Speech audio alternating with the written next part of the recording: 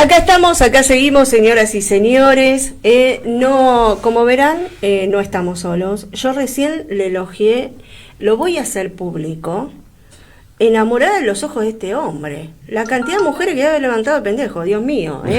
Jorge Altamira no tenía nada que ver con nada, pero yo se lo tenía que decir al aire. Bueno. Pero quiere decir que es una, ¿cómo se diría? Es algo del pasado. Claro, ahora no, supongo que no. Ah, bueno. Ahora está así como que, upa, caramba, ¿qué le pasa? Bueno, está bien. Jorge, recién hablábamos acerca, primero, nada, contentos de recibirte nuevamente en la radio y seguramente viniste a Campana, ¿a qué en esta oportunidad? No, ocurre lo siguiente.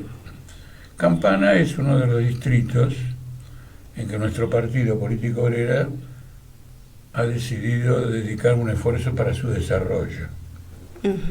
Por lo tanto, tampoco es la segunda vez que nos vamos a ver. O sea, nos vamos a ver un par de veces más.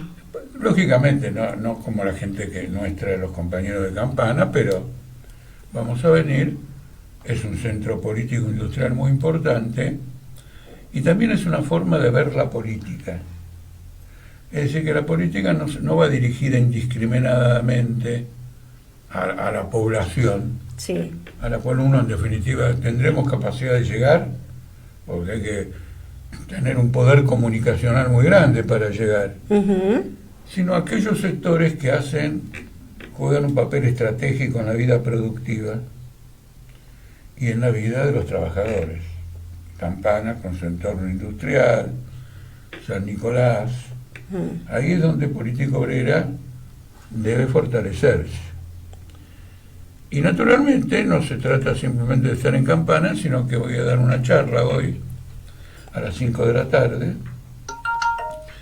porque estamos en un momento crucial de la vida social, económica, etcétera.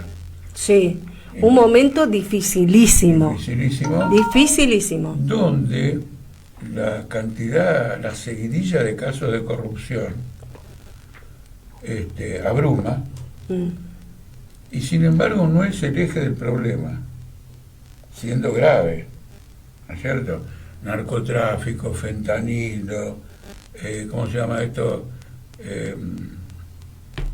Con el mail, ¿cómo se llama? El cibercrimen. ¿Cómo? Cibercrimen. La estafa. La estafa virtual. Exactamente, que denuncian al presidente, es una cantidad. Y ahora viene esto, que ya está recontra confirmado, porque esto desperta. Sí, que yo te preguntaba recién fuera del micrófono qué pensabas, pues la verdad... No, es gravísimo. Yo lo escuché ayer. ¿Qué pensás vos con el discurso que Esper hizo, que lo hizo por las redes? Ni siquiera cuando él estuvo con los periodistas delante, que los periodistas le decían, che, pero decime si recibiste o no la plata, Esper le cambiaba el tema. Pero no importa, las últimas noticias es que han aparecido otras pruebas que ya anulan este discurso que él hizo por las redes. Más allá con la complicidad con el narcotráfico, indigna también que era alguien que por cortar una ruta, una calle y todo lo demás, pedía cárcel o balas. Entonces, volvemos a aquello que estuvimos hablando hace un rato, de que dime de qué te jactas y te diré de qué adoleces. Es decir, el tipo que quería reprimir el ejercicio de derechos políticos era un delincuente. ¿Está claro, no? Sí. Y no se quiere ir de ahí de la presidencia de la Comisión de Presupuesto, etcétera. Bueno, esto es muy grave. Indudablemente, no lo voy a disminuir, al contrario, muestra la catadura. Para el gobierno también es un golpe muy fuerte todas estas cosas, porque en el año 23 se presentó como lo opuesto a todo esto. Claro, porque de hecho el eje de campaña siempre fue, terminemos con la corrupción, terminemos con esto. Sino que la motosierra no solo era para los gastos de esto y lo otro, sino que estaba vinculada a la corrupción. Por ejemplo, decía que la obra pública era corrupta.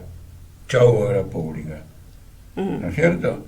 No había un planteo financiero, había un concepto moral de que era corrupta. Otras cosas también eran corruptas. Y bueno, al final resulta que es un nivel de corrupción fenomenal el que se está exhibiendo. Yo quiero llamarles la atención, de todos modos, para lo que realmente creo que conmueve la situación política,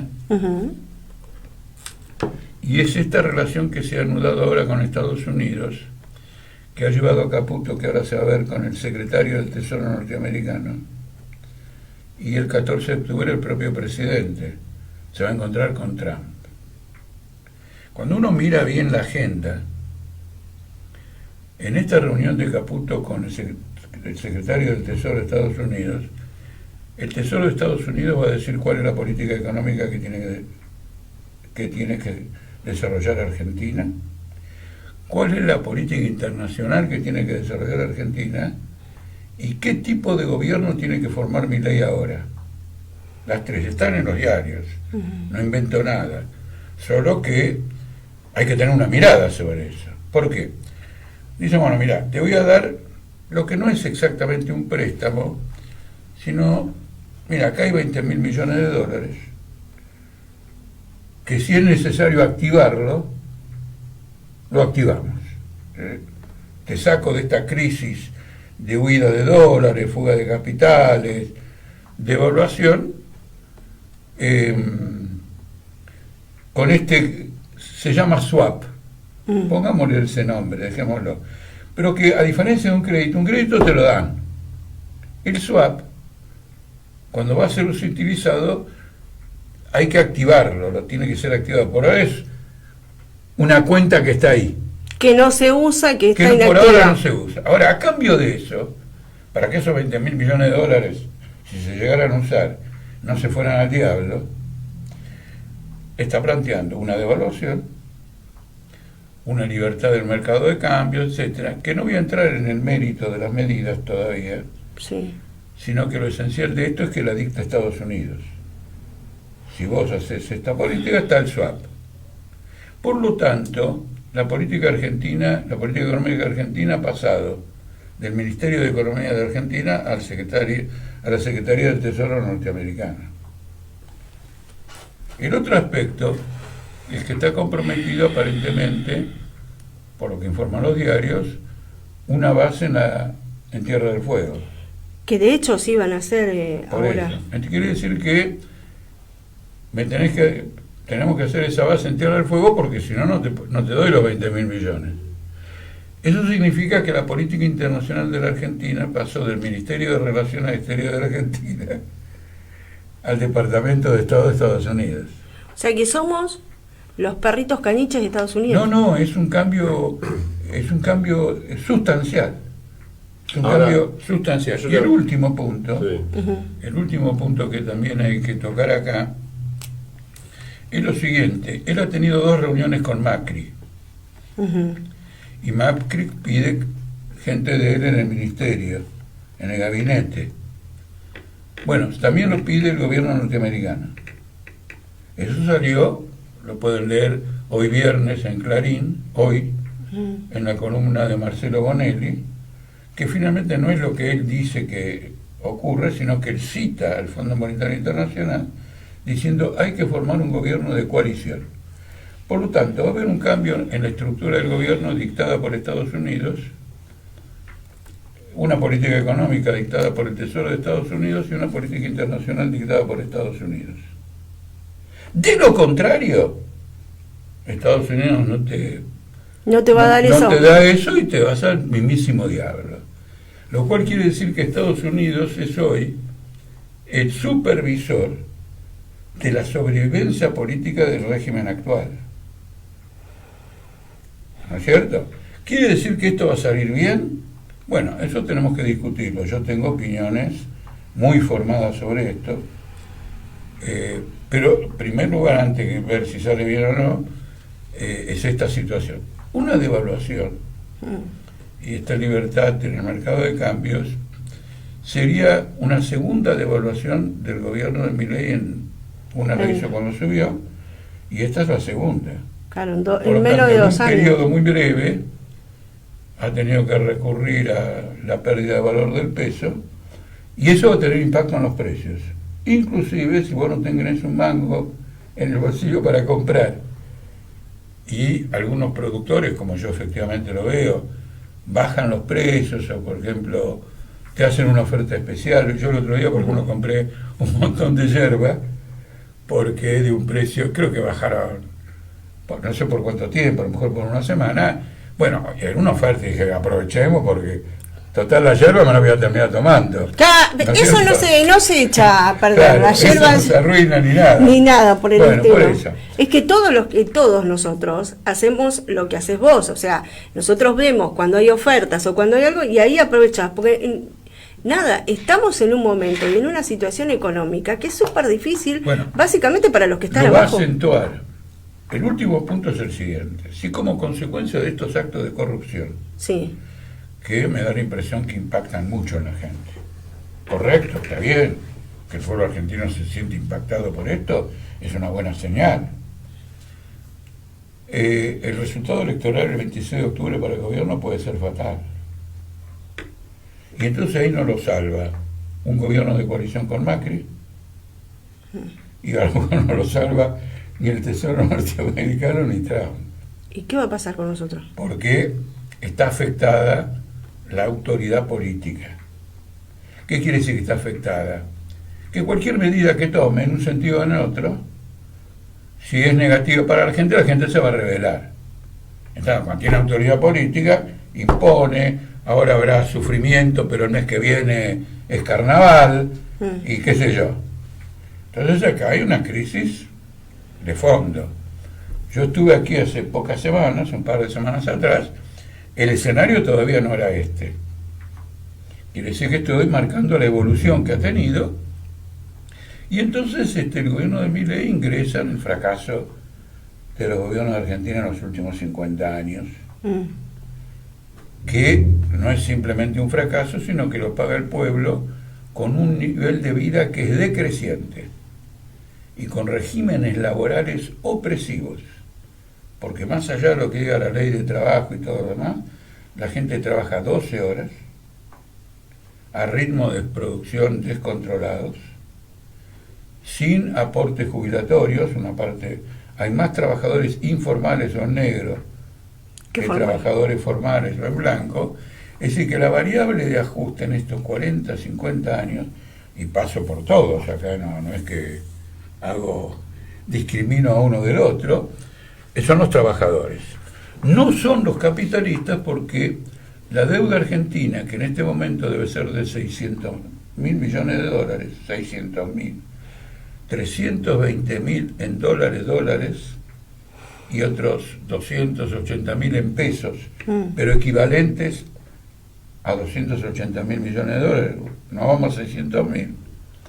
Ese dinero está todo en el exterior en manos de grupos económicos argentinos, que no han perdido nada, al contrario, se han enriquecido como nunca, fugando capitales. Ahora, que vos hablabas de que después de las elecciones, y como viene la mano, va a ser una derrota o un golpe más para el gobierno. En el medio estamos todos nosotros. Sí, acá hay un tema. A ver, no sé si va a coincidir conmigo o no, pero es lo que yo pienso. Durante el gobierno anterior, todas estas situaciones de corrupción eran iguales o peores, en muchos sentidos. Ahora, acá hay un tema que usted me lo resalta bien, que esto le va a traer un problema electoral al gobierno nacional, porque el votante de Milei o PRO, o bueno, la alianza esta que se hizo, precisamente votó este gobierno porque no quería más la corrupción que estaba antes. Entonces, lamentablemente, ese es un voto consciente. Es un voto de decir, no queremos más esto, votamos esto.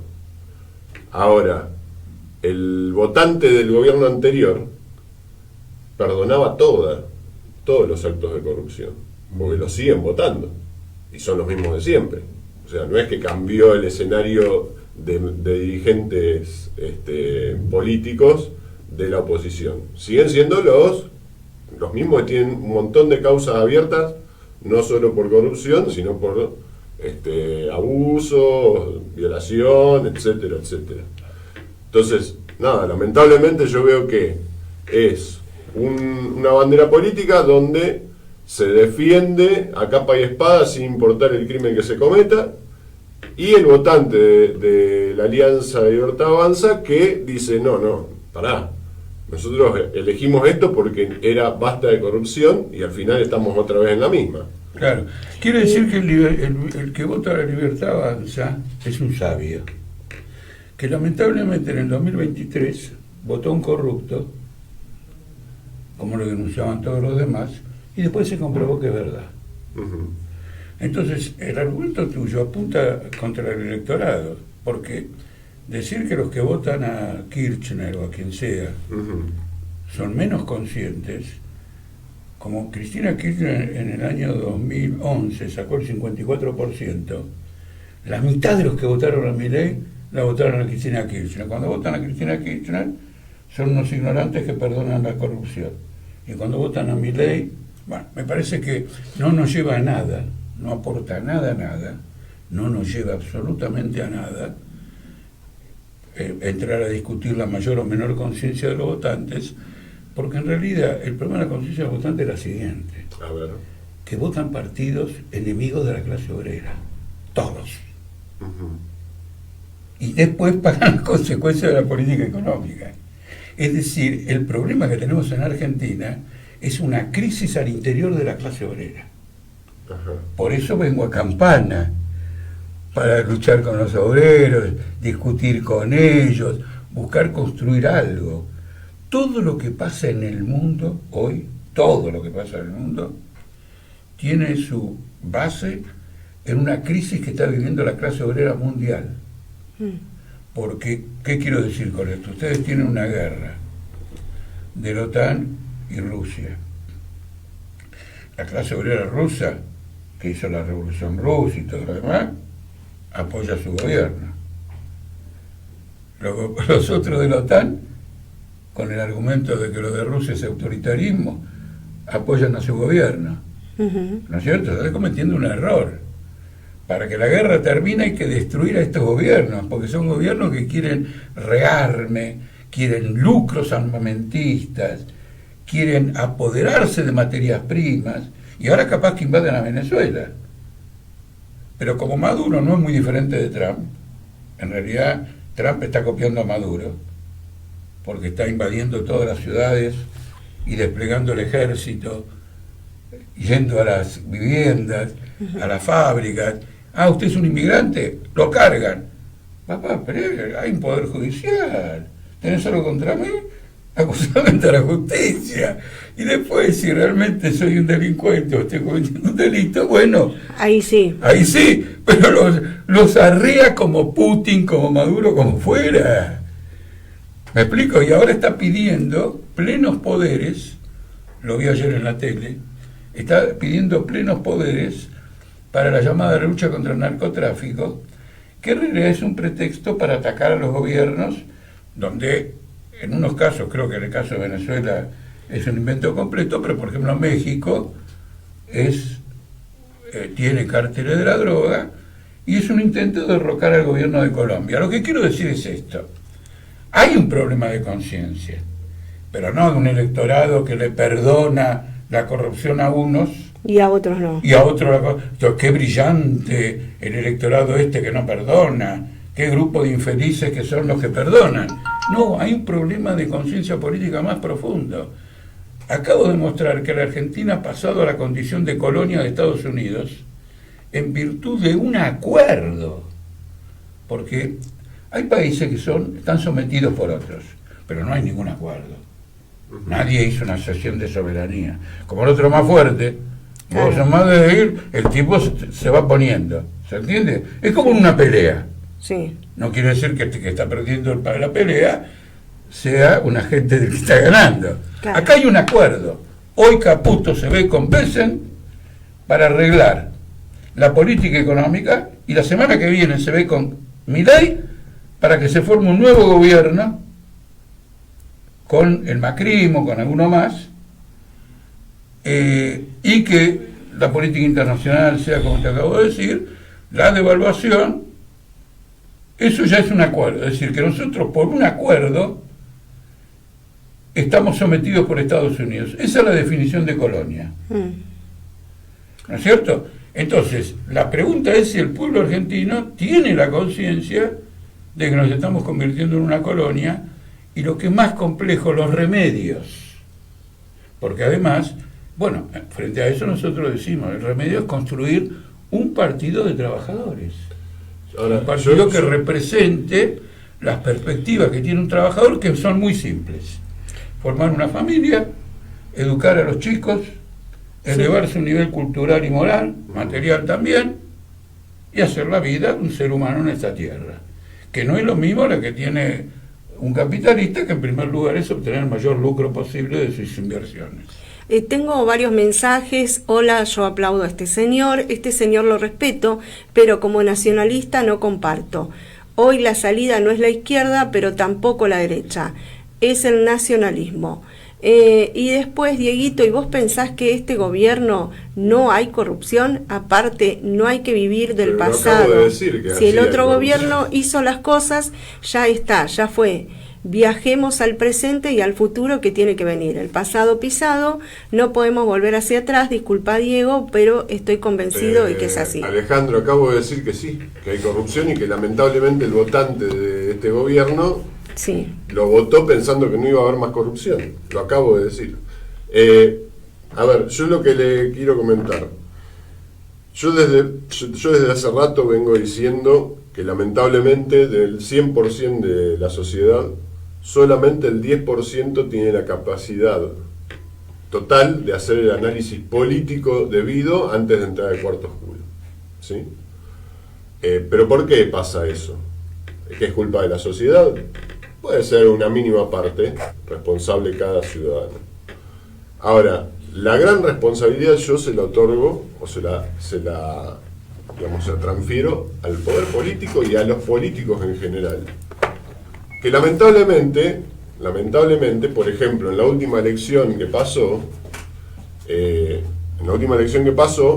vimos una campaña de nivel provincial o nivel local, porque se votaba eso, se votaban candidatos a nivel provincial y a nivel local, donde se nacionalizó la elección y se hablaba de frenemos la motosierra de Milei o kirchnerismo nunca más. Esas fueron las dos grandes propuestas de campaña que lamentablemente hoy, después de haber pasado la elección y haber tenido ya los referentes elegidos, al pueblo, a la sociedad, no nos deja nada para poder ir a reclamar a estos candidatos o a estos referentes que asumen el 10 de diciembre. Porque propuestas reales no hubo ninguna. Está bien, yo te digo lo siguiente. Empecemos por la última parte. Bien. Ya cuando vine la vez anterior acá. Sí, primero te voy a presentar, él es Juan Paván. Un placer. Sí, él está a cargo de la juventud, trabaja mucho en el municipio con la parte de la juventud, y es uno, viste que yo te preguntaba qué pensás vos acerca de la juventud y el compromiso con la política y demás, él está muy comprometido políticamente también. No, quiero que empecemos, digamos, bueno, yo ahora me olvidé, quería empezar por el final, en el sentido siguiente. En primer lugar, obviamente, no, a lo mejor no te diste cuenta, pero hiciste una crítica al régimen democrático. Es decir, el régimen democrático es un engaño. La población en una democracia no puede alcanzar una conciencia general de la situación.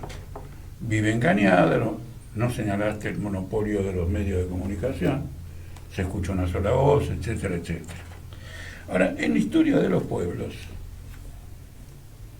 la conquista de una conciencia política no procede de lo que le dicen desde arriba, sino que ocurre que ciertos sectores de la población, y nosotros creemos que esos sectores, por ejemplo, sería la clase obrera, empiezan a movilizarse en una dirección. Y entonces otras capas populares, que tienen las mismas aspiraciones que la clase obrera, acompañan esa dirección.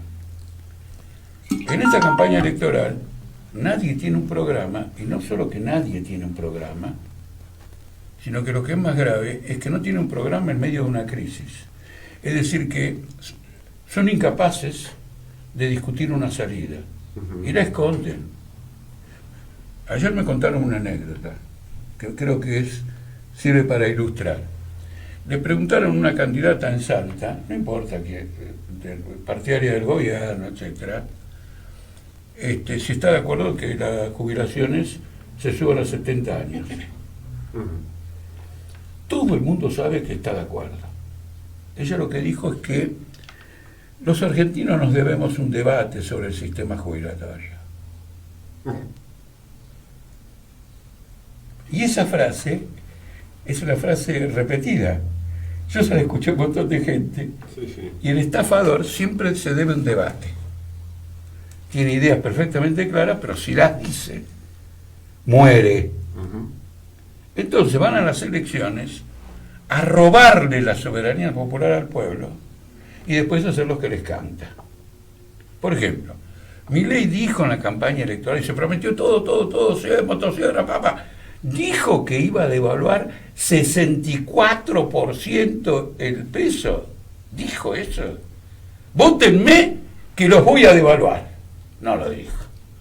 64% del peso es 116 de aumento del dólar. 116% del aumento.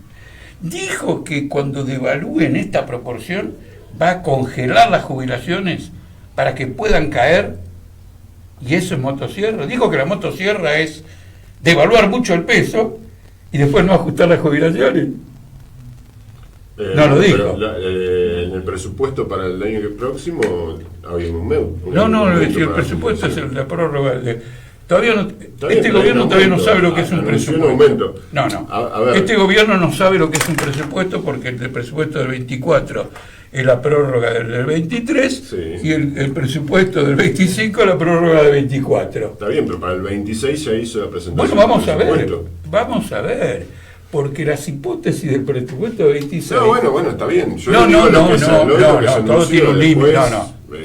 Todo tiene un límite. Todo tiene un límite. Si en víspera de este caos financiero me ponen que el año que viene la inflación va a ser suponente del 10%, me doy cuenta que me quiere meter el perro. Veamos, no. Pero hay cuestiones, yo soy muy crítico, y mire que yo fui candidato de Milei. Ahora, yo soy muy crítico, a mí no me compran con una bolsita de alimentos. Entonces, si tengo que criticar al kirchnerismo, critico al kirchnerismo. Si tengo que criticar a Milei, lo critico a Milei. A mí no me importa, porque yo no vivo de la política, ni me interesa vivir de la política, ni de ningún referente. O sea, para mí el referente es un referente y no tiene por qué exigirme a mí que yo piense igual que él. Primer punto. O sea, si mi referente se tira al río con una piedra atada al cuello, yo no voy a hacer lo mismo. Primer punto. Entonces, si yo tengo que ser justo, sí, es cierto, en un montón de las cosas que usted dijo, comparto, no se están cumpliendo ni se dijeron. Ahora, sí tengo que ser realista, y acá la única verdad es la realidad. Entonces, la realidad es que de una inflación galopante de un 200% anual, se llevó a una inflación de 30% anual en la que estamos hoy. Tengo que ser realista, hay números que indican que la inflación bajó. ¿Sí? O sea, yo voy hoy al mercado y voy mañana y lo mismo, el producto sale lo mismo. No, porque yo voy al mercado, mi mujer, el que sabe sobre los precios del mercado soy yo. Mira, yo quiero decirte todos los días al mercado. Está bien. Yo antes iba todos los días y subía los precios todos los días. Falso lo de la inflación, porque hay que tener método para lo de la inflación. ¿Cuál es el método? Cuando la inflación baja, el poder adquisitivo de los trabajadores tiene que aumentar. No es así. Bueno, entonces no sirve para nada. Es lo mismo que la inflación. ¿Cómo que no sirve para nada? ¡No sirve para nada! Pero discúlpeme. Pero ¿cómo? Si todo el problema de la inflación es lo que relativo al poder adquisitivo del salario, el poder adquisitivo acá el problema es que no subieron los sueldos de la jubilación. Acá el problema es que no subieron los sueldos. No le ganaron a la inflación.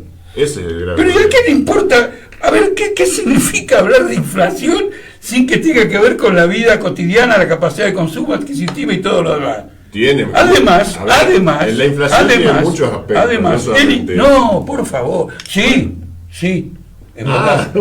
Sí, pero para el capitalista. No. Sí, claro que sí. fundamental. Un capitalista invierte en dólares en Estados Unidos. Si el pronóstico de inflación, caen los títulos y cae la bolsa. Si el pronóstico de estabilidad, sube. Porque las inversiones se valorizan o se desvalorizan. Bien. Y la inflación desvalorizaría las inversiones. El tema de la inflación es: yo, trabajador, laburo, y cuando voy a cobrar mi sueldo, tengo un sueldo real inferior. Está bien. Primer punto. Segundo punto. Sí. El INDEC ya hizo una revisión total de cómo es la estructura de consumo de la población, para sustituirla de una más vieja que el gobierno no autorizó a que se implemente. En algún momento va a tener que implementarse, porque ya lo hizo, pero no lo autorizó. Si lo hubiera autorizado, todos estos índices de inflación quedan desvirtuados. Por ejemplo, en el índice actual, los alquileres están menospreciados, es decir, no están juzgados en qué proporción influyen en el poder adquisitivo de las personas. En el nuevo no, porque el aumento de los alquileres ha sido descomunal. Entonces, si el alquiler ocupa un lugar más importante en la canasta familiar, el impacto sobre la cifra final es enorme. Dos. En segundo lugar, una inflación que continúa con una economía en recesión y sin consumo, es decir, no hay demanda, nadie invierte, no se puede consumir, los precios suben igual. Se supone que con la caída de la demanda caen los precios. Es decir, que nosotros no tendríamos que tener una inflación del 15, 20 o 30%, tendríamos que tener una deflación. Menos esto, menos esto, menos esto. Ideal. Bueno, entonces no hay, eso no hay. Entonces no es correcto una cosa de ese tipo. Ahora, para poner orden en este debate, porque una característica que veo en los debates es que se pasa de un tema al otro, no se clarifica ninguno, y entonces cada uno cree haber salvado su posición. Yo lo que digo es lo siguiente: Caputo viaja ahora a Estados Unidos a firmar un acuerdo con Bessel que implica todo lo que dije yo antes. La política económica deja de ser responsabilidad del Ministerio de Economía de Argentina para ser responsabilidad del secretariado de la Secretaría de Tesoro de los Estados Unidos. Se determina la devaluación, la libertad de los cambios y, por lo tanto, un dinero que va a ser usado, que pondría Estados Unidos para sustentar esa situación. Esa es la parte, digamos, económica. Hay una parte política que la van a arreglar Trump con Milei. La parte política es: mirá, Milei, te guste o no te guste, a tu hermana le guste o no le guste, pero vos tenés que gobernar por lo menos con macristas.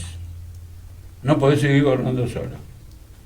Si se lo dice cualquiera acá en Argentina, Milei lo cuelga de un árbol de la Plaza de Mayo, que todavía creo que no hay árboles, pero lo cuelga de un árbol. Si lo dice Trump, está claro, ¿no? A ver, y luego la política internacional. pero cambian las ¿No es banderas, cierto? nada más. Porque en el gobierno anterior era China, Rusia y Venezuela, y en este gobierno es Estados Unidos. Yo la verdad prefiero mil veces Estados Unidos que a China o Rusia Bueno, está o bien. Venezuela. Entonces tenemos la primera definición positiva, que él prefiere este acuerdo. Muy bien, este punto se terminó. Este acuerdo semicolonial o colonial ya terminó. Ahora, realmente, como yo no estoy de acuerdo con la dependencia de nadie, Debería ¿no es ser un cierto? país Porque independiente. he pasado toda mi vida política defendiendo el socialismo y la independencia y autonomía nacional del país que vivo, ¿no es cierto? No hay nada en los acuerdos con China, con este y Sí, con lo obvio. otro. Perdón, yo estudio periodismo, entonces me es imposible evitar preguntar, porque además soy un apasionado, me encanta el tema político, y quería retomar un poco lo que había dicho la chica que había escrito, y justo lo estás tocando. ¿Qué pensás acerca del nacionalismo como modelo económico, el nacionalismo de inclusión? No, mira, yo les voy a contar que tengo una trayectoria política muy importante. Entonces, una vez en el Ramos Mejía, en una televisión, me estaban entrevistando y de golpe me dice el entrevistador, tenemos al coronel Seineldin del otro teléfono que está en la cárcel. ¿Podemos introducirlo y que discutan? Naturalmente yo no debía haber dicho que sí. ¿Por qué? ¿Por qué voy a discutir con un golpista, etcétera? Pero como me sentí desafiado por el entrevistador, bueno, entonces lo pusieron. Y me dio primero la palabra a mí. Le digo, mire, Seineldin, el ejército argentino ha fracasado miserablemente en materia de nacionalismo. Porque todos los nacionalistas en la Argentina se han convertido en entreguistas. Porque más allá de su ideología, hay que ver los intereses de clase. Por ejemplo, el golpe de Estado de Uriburu, nacionalistas, ¿no es cierto? Uriburu facilitó la entrada a Estados Unidos, bueno, económicamente, pero estuvo poco tiempo. Inmediatamente lo siguió los gobiernos que lo siguieron, famoso pacto con Inglaterra, que tiene esta característica de colonización, etcétera, etcétera. Es decir, el nacionalismo en la Argentina ha fracasado en la pretensión que es de cualquier nacionalismo, que es desarrollar la autonomía nacional. Ha fracasado, lo vemos, este es el país que tenemos. Y el país que tenemos no es el producto, digamos, de que alguien se puso a conspirar y destruyó las ideas nacionalistas, porque entre otras cosas es un país muy nacionalista. ¿Entiende el peronismo como nacionalismo de inclusión o no? No, porque... Digo, porque viste que a veces se vende así. No, ocurre lo siguiente, el peronismo es un camaleón, ¿no es cierto? Entonces, por ejemplo... Me gusta la definición. ¿Quién fue el gobierno que más nacionalizó? Juan Domingo Perón. ¿Quién fue el gobierno que más privatizó? Carlos Menem. Los dos son peronistas. Y Menem estaba lejos de no idolatrar a Perón. Como caudillo riojano, creía que venía con la montonera a imponer el nacionalismo. El nacionalismo en los países como el nuestro procuran desarrollar una burguesía nacional. Porque dicen lo siguiente, si tengo una burguesía nacional amplia, como la que hay, por ejemplo, en Estados Unidos, etcétera, etcétera, puedo tener sustento. Pero la burguesía nacional, apenas cobra un cierto desarrollo, busca la alianza con el capital extranjero. Entonces hay una contradicción ahí. Quiero ser nacionalista con una clase que apenas se desenvuelve, se pasa al otro bando. Por ejemplo... ¿Por un hecho cultural o porque los... Por razones materiales, por alianzas internacionales. Para dar un ejemplo, todos los sectores capitalistas que se beneficiaron con el primer gobierno de Perón, en 1955 apoyaron el golpe militar. Porque una vez que adquirieron cierto nivel, etcétera, querían independizarse de la llamada tutela del Estado. Y entonces se aliaron al capital extranjero. No vas a encontrar nadie, por ejemplo, BlackRock, un gran fondo de inversión norteamericano, tiene una cantidad fabulosa de acciones en Techín. Así que eso de que Techín es solo de Pablo Roca, y estoy hablando acá en la patria chica de Pablo Roca, no, está asociada con el capital extranjero. Por eso la sede de Techín, la sede financiera y fiscal, es Luxemburgo. Entonces, el nacionalismo va a ser para Luxemburgo, no para la Argentina. No, eso es lo que lo ha llevado al fracaso. Entonces hay que ver, porque el nacionalismo, por estas contradicciones, tiene la siguiente característica. Hay un nacionalismo progresista que desarrolla... Y hay otro nacionalismo más conservador. Conservador y reaccionario. Sí, sí. Y va cambiando según la modalidad. Mira, a ver si me explico bien. Néstor Kirchner gobernó 10 años con Menem. No solo acompañó todas las privatizaciones, toda la entrega, todo el entreguismo, no solo lo acompañó, sino que él fue el primero, porque la primera privatización fue el Banco Provincial de Santa Cruz. Y luego se quedó con la plata de YPF, cuando YPF pasó de estatal a sociedad anónima, que después se privatizó. Bueno, 10 años. Viene la caída de la Rúa, viene Kirchner. nacionalista. Entonces voy a decir lo siguiente, pero este hombre está equilibrado, era entrevista, ¿cómo es? Es perfectamente equilibrado. El negocio bajo Menem era entregar las empresas para la burguesía. Con la crisis, el negocio era adoptar una política de freno del derrumbe. Entonces va cambiando la orientación de acuerdo a este tipo de necesidades. Cristina Kirchner, por ejemplo, ha tenido coincidencias, por ejemplo, con Caputo. Caputo dijo que hay que votar cada 4 años. Como Cristina Kirchner viene diciendo esto hace mucho y antes que él, ahí tenemos matrimonio, se forma una pareja.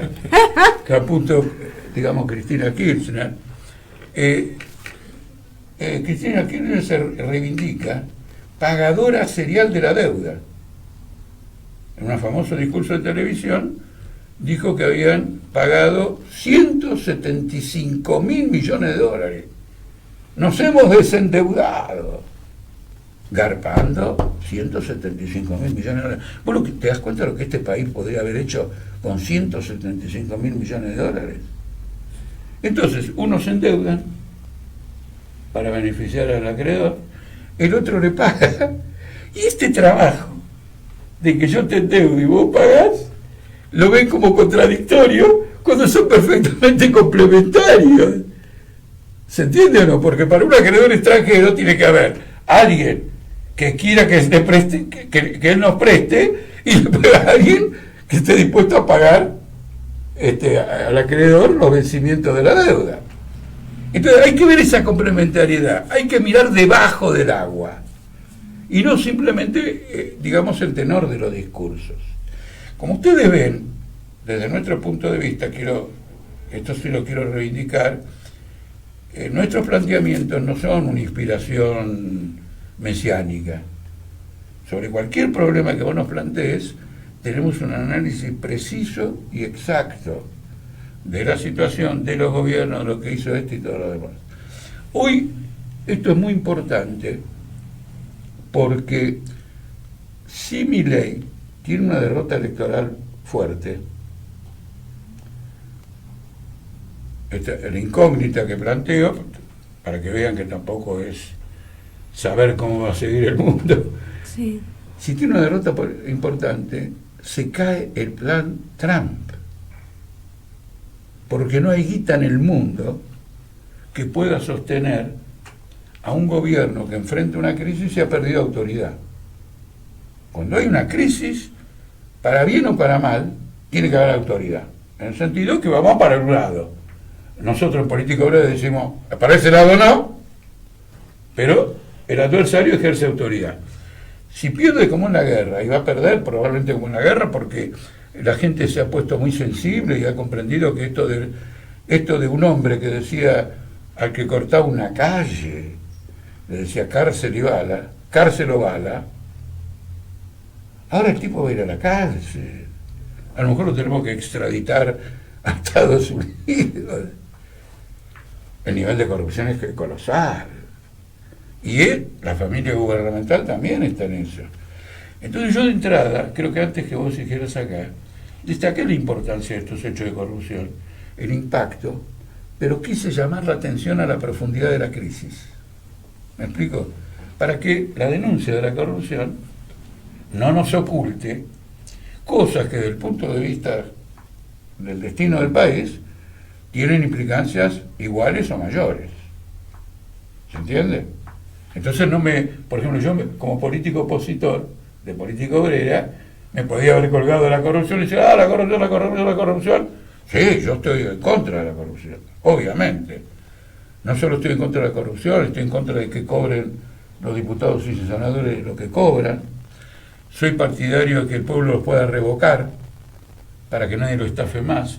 Si vos me dijiste que este es tu programa y después me metiste el perro, junto, suponete, 100.000 firmas y pido derecho de destitución. Es decir que el derecho a elegir es real si tengo el derecho a deselegir y retirar al tipo Y no esperar a otra elección para que la siguiente elección me hagan el mismo mecanismo. Me cuenten un cuento chino y después vamos a meter el perro. El derecho a revocabilidad. Es que lamentablemente ni siquiera llegamos al cuento del perro, porque en estas últimas elecciones, ya le digo, fue paremos la motosierra a Milei o kirchnerismo nunca más. No hubo cuento de nada. O sea, ni siquiera nos dieron la posibilidad de decir, y este me está barceando o este no. No, porque ocurre lo siguiente, ya te digo, nosotros en la campaña electoral en provincia arrancamos diciendo que nadie tenía programa. Sí. Eso lo dijimos. Entonces uno dice lo siguiente, bueno, si nadie tenía programa, nadie puede engañar a nadie. Claro. Yo no te creo que el tango, en el tango dice, si no te he prometido, eso es una forma de engaño. Claro. ¿No es cierto? Porque dice, votenme, y después, ¿qué pasará? Claro. Bueno, eso cuando yo suba te diré lo que va a pasar. Eso ya es una forma de engaño. Una parte de la población lo vio así. Muy poca. No, 3 millones, que fueron los que no fueron a votar. Sí, y ahora va a pasar lo mismo. Sí, pero lamentablemente... En Argentina entonces, normalmente van al 80%. Está bien, pero entonces como venimos, como le dije hoy más temprano, lamentablemente hay solo un 10% de la población que es 100% consciente y tiene la claridad para poder, digamos, examinar todas las opciones electorales yo y discernir cuál es la mejor. No, yo discrepo. Yo el problema de la conciencia de la gente no creo que es más complejo que simplemente tiene el monopolio de entender porque lee el diario o porque tiene un título. Caputo tiene un título de economista y es una bestia. Ajá. E incluso yo he protestado, porque yo he hecho la Facultad de Ciencia Económica, en un artículo protesté diciendo que hay que cambiar todos los planes de estudio de la facultad, porque si esto es lo que este tipo aprendió y esto es lo que le enseña la facultad, ¿y sabe de dónde me vino esa idea? Del rector de una universidad de Chile, que pidió públicamente perdón por Pinochet. Pidió públicamente perdón porque dijo, acá se formaron los ministros de Pinochet y nos destruyeron completamente. Pidió por lo menos perdón. Entonces, ¿Caputo es consciente? Comprá dólares, macho, comprá dólares, manchito, comprá dólares, vas a ver cómo te doy. La gente fue a comprar dólares y el tipo se quebró. Es un infeliz. Bien mirado es un infeliz. Entonces él es consciente. Milei es consciente. ¿De qué es consciente Milei? Apoya el genocidio en Gaza. Ya no queda casi nadie en el mundo que apoye el genocidio en Gaza. ¿Cuál es su...? No, eso es muy importante, porque hay una pregunta que se hace en los debates. Pero nos estamos yendo a... No, yo no me voy a ir nunca. Hay una pregunta que se hace, ¿cuál es el porvenir de los derechos humanos? Lo de Gaza pone en cuestión la vigencia de los derechos humanos en todo el mundo, porque es una masacre por televisión, la ves todas las noches o cuando quieras, la ven todos los gobiernos, y salvo uno o dos que protestan de palabra, los demás son cómplices. Siguen teniendo intercambio de armas con Israel, etcétera. Entonces yo me pregunto lo siguiente, si este gobierno apoya el asesinato frío de 70.000 mujeres y niños en Gaza, ¿qué puede ocurrir acá en Argentina? ¿Qué puede ocurrir en Argentina? ¡Ojo! Que además venimos de una dictadura que por acuerdo general ha sido condenada, ¿no es cierto? Y lo desaparecido y todo lo demás. Entonces, no, yo me preocupo de Gaza, no solo por, somos seres humanos, por lo de Gaza, sino la evolución mundial, como estos ataques terroristas. ¿Y usted cree que el electorado está mirando si el gobierno apoya a Gaza o no apoya a Gaza? Bueno, una parte muy importante está mirando, y otra parte que está de acuerdo con que... Yo creo que hoy al argentino promedio no le interesa una miércoles si apoyás a Gaza, si no apoyás a Gaza, si apoyás a Kuwait o no lo apoyás. La verdad que yo hoy creo que el argentino define con el bolsillo. No, bueno, ya es un manoseo. ¿Cómo manoseo? Es un manoseo del pueblo argentino. No, el que se deja manosear es el pueblo argentino. No, es un manoseo. Yo estoy, con cualquier persona que hablo, tiene una posición sobre Gaza. Con cualquier persona Está que bien, hablo. usted me está hablando de cualquier gente persona con la que hablo tiene charla que no representa seguramente el 100% de la población argentina, no ese ni es la el gran punto. parte. No es el punto. Mirá, ¿Cómo yo no es el punto? no es el punto, ahora te voy a mostrar. Cuando uno tiene que votar un presidente, entendelo esto porque es fundamental, Ajá, hay un abanico de cuestiones que tiene que considerar. sí. Por ejemplo, un católico dice, me gusta los planteos de la izquierda. Está bien, pero usted me está hablando de gente que está preparada intelectualmente. Viene un católico y me dice, estoy de acuerdo con los planteos de la izquierda, pero no la puedo votar, porque la izquierda quiere la enseñanza laica. Pero dice lo otro, es decir, en los planteos de los partidos hay cuestiones contradictorias, todas vienen empaquetadas, no se discute una por una. El electorado no tiene la posibilidad de decir, defendemos las jubilaciones, y si quiero votar por la enseñanza religiosa, defiende las jubilaciones y defiende la enseñanza religiosa. O al revés, es un paquete. Sí. Entonces, como es un paquete, a la hora de votar, tiene que decir qué me pierdo, qué estoy dispuesto a perder, Bien. qué estoy dispuesto a ganar. Entonces, a lo mejor alguno dice, no quiere aumentar las jubilaciones, pero defiende a Gaza, y quiere aumentar las jubilaciones, pero acompaña la masacre de Gaza. Bueno, dirá, o no voy a votar, eso es un impasse, o si me aumentan las jubilaciones y yo no tengo incidencia en lo que pasa en Gaza, voto el que me aumentó las jubilaciones. Una de las grandes trampas del sistema representativo, es como ocurre en el mercado financiero. En el mercado financiero hay una gran estafa que consiste en lo siguiente: los bancos agarran créditos de muy valor, bien sostenible, que seguro te lo van el que tomó el crédito te lo va a devolver, y otros que no son, y los meten en un solo paquete y los venden en el mercado. ¿No es cierto? Así fue como estalló la gran crisis del 2008, cuando todo eso se vino abajo y la gente descubrió que en esos paquetes había una cantidad de créditos que eran impagables. Sí. Entonces acá también te arman un paquete. El problema es, frente a la situación catastrófica que hay a nivel mundial y en la Argentina, ¿qué apreciación de conjunto se hace? Y esa apreciación de conjunto, en el caso de los trabajadores, todavía no es homogénea. Y si no es homogénea, no pueden emprender un movimiento con posibilidad de desarrollo, con potencia. Esta es la única discusión. No podemos dividir los detalles, esto lo entiende, lo entiende porque fue a la facultad. Lo que fue a la facultad, no sé lo que entiende, no deja de entender. Cada uno habrá asimilado las cosas a su manera.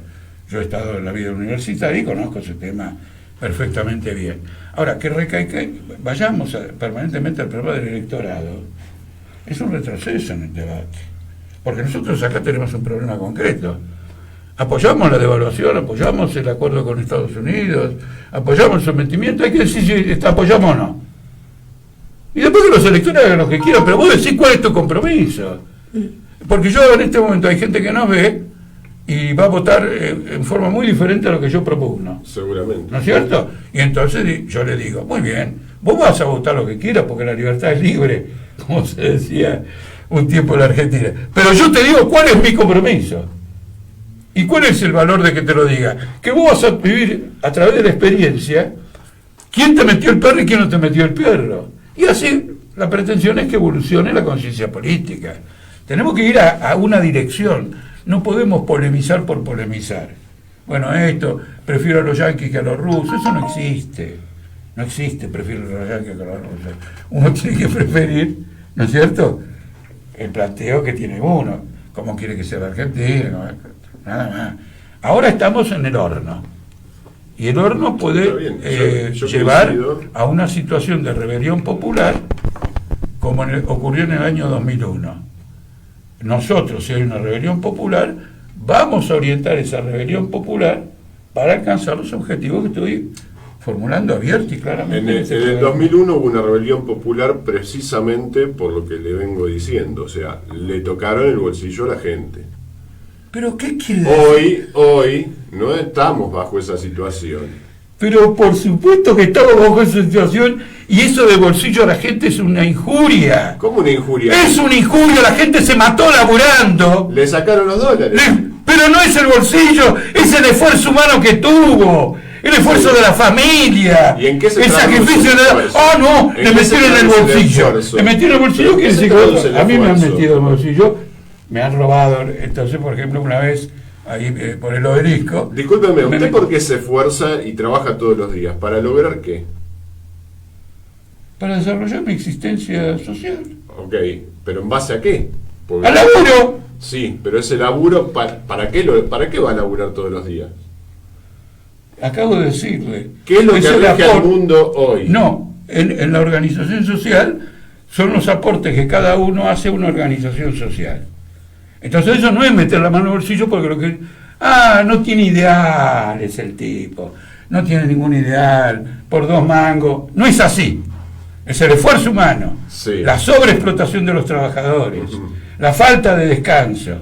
Hay gente que se toma 12 veces vacaciones en el año y hay gente que en 12 años no se puede tomar nunca vacaciones. Sí.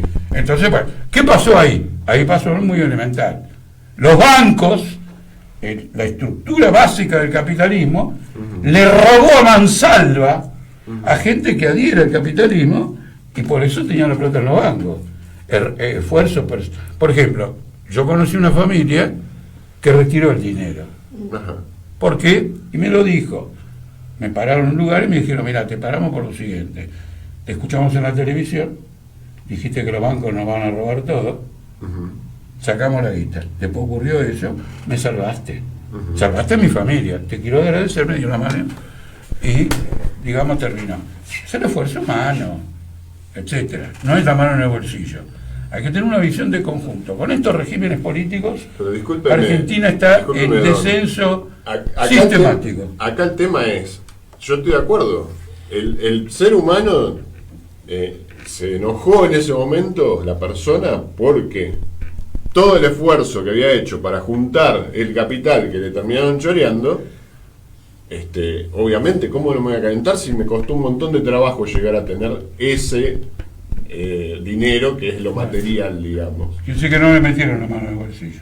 No le metieron la mano en el bolsillo. No. Es lo Es que una está confiscación económica, social, amparada por el Estado. Ajá. Amparada Ajá. por el Estado. Pero usted ¿Vos se sabés piensa una que al cosa? votante Se robaron le interesa durante un eso. año, porque pasa lo siguiente. Yo tuve un problema con expertos en esa ecuación. Estábamos en el programa, Con un expertos. debate en a 2 voces. Ajá. Es ahí donde yo expliqué que los bancos argentinos, los bancos que estaban en Argentina estaban quebrados. Y dije, están quebrados porque todavía nadie sabía. Le digo, tienen deuda argentina. Sí. Y Argentina no está en condiciones De pagar. de pagar esa deuda, ¿no? Y todo lo demás. Y tienen la plata de la gente. Entonces están sacando el dinero del país. Sacaron 50.000 millones de dólares en el año 2001. Están sacando el dinero del país porque se están preparando para la quiebra. Entonces Expert me paró, estaba invitado al programa, ¡terrorista! Era un encubridor de los bancos. Así que yo ya tengo cuentas con Expert del 2001, donde yo era un terrorista porque defendía a las familias a las cuales las iban a confiscar, y él defendía a los bancos diciendo, no asustes a la gente que no vamos a poder sacar la guita nuestra de todo esto. Luego el Estado no le devolvió la plata a los terroristas, se la devolvió a los bancos. Los bancos quebraron, por eso no pudieron pagar. La justicia tenía que haber dicho, quebraste. ¿Cómo es que quebraste? Bueno, lo que tenés en el activo no vale nada, porque no te pagan la deuda, y lo que tenés en el pasivo son los ahorros. Dijo lo siguiente, no, lo que hay en el activo lo vamos a contabilizar al valor que compró esa deuda. suponete que vos compraste un título a 100, hoy ese título vale 0, la justicia dijo que ese título valía 100 para que no fuera clasificado como quebrado. ¿Y por qué era necesario que la justicia dijera que el banco que está quebrado no está quebrado? Porque permitía que el Banco Central, con los liberales, Blecher, Prat-Gay, etcétera, etcétera, emitiera dinero por todo el monto que fuera necesario para volver a hacer funcionar los bancos. Entonces una inmensa crisis capitalista, inmensa crisis, donde estalló todas las contradicciones del capitalismo, perjudicando a millones de personas, no puede ser reducida a me metieron la mano en el bolsillo, porque se oculta esto. Ahora viene lo mismo. ¿En qué sentido? Milei y Caputo hicieron una cosa increíble, estatizaron los bancos. El primero que lo señalé fui yo. Yo escribí un artículo, la estatización de los bancos. Porque los bancos normalmente tienen un 20% de sus depósitos como garantía, no lo pueden tocar. Lo tienen ahí como diciendo, si hay un apuro de retiro, tengo el 20%. Milei lo llevó al 62%. Es decir, que mucho más de la mitad de los depósitos quedaron como un encaje. Y con ese dinero, los bancos tenían que comprar títulos del Estado. Por lo tanto, los bancos tienen títulos del Estado, como en aquella época, como encaje, y tienen depósitos. Los depositantes están sacando la plata y comprando dólares. Entonces va a haber una corrida bancaria. Por eso van a Estados Unidos. Por eso está asustado Trump. No quiere una corrida bancaria en Argentina. No quiere un 2001. Tiene a Milei, el único narcoterrorista que lo apoya. Anarcoterrorista que lo apoya. Que sale a defenderlo. Estamos ante una crisis inmensa y una forma de salvar la responsabilidad del gobierno es decir, bueno, la gente reacciona por metida de mano. Eso también es una forma de desinformación para la gente, mientras pedís que la gente esté informada. No es desinformación. Bueno. Es desinformación. Discúlpeme, pero entonces usted no está leyendo lo que pasa socialmente.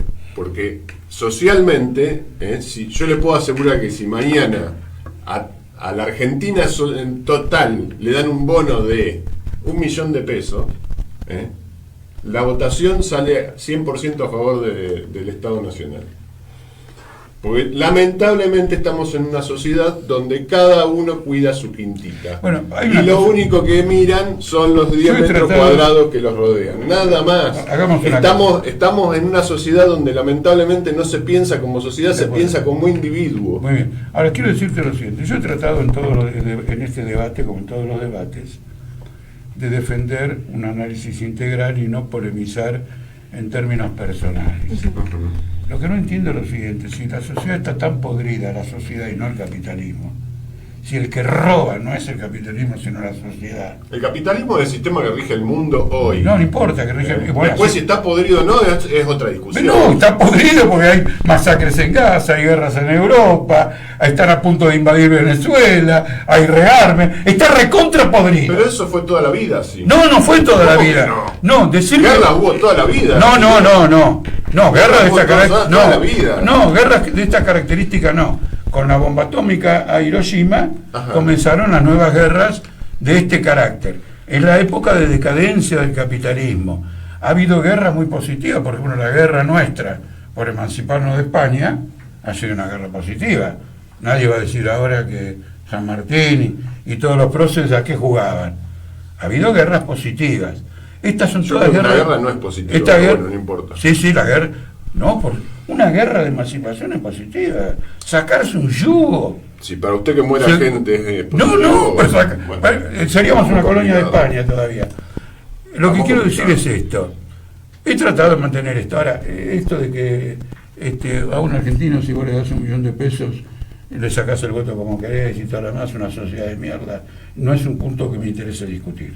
Bien. Bueno, se nos fue la mañana volando y nos quedaron un montón de preguntas muchísimas preguntas.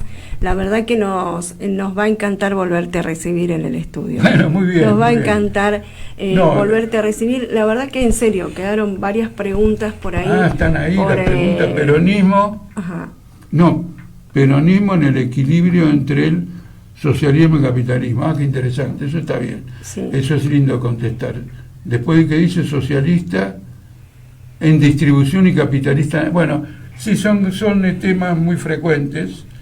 Ahí hay parte de ahí, son frases de Cristina Kirchner. Ah, mira.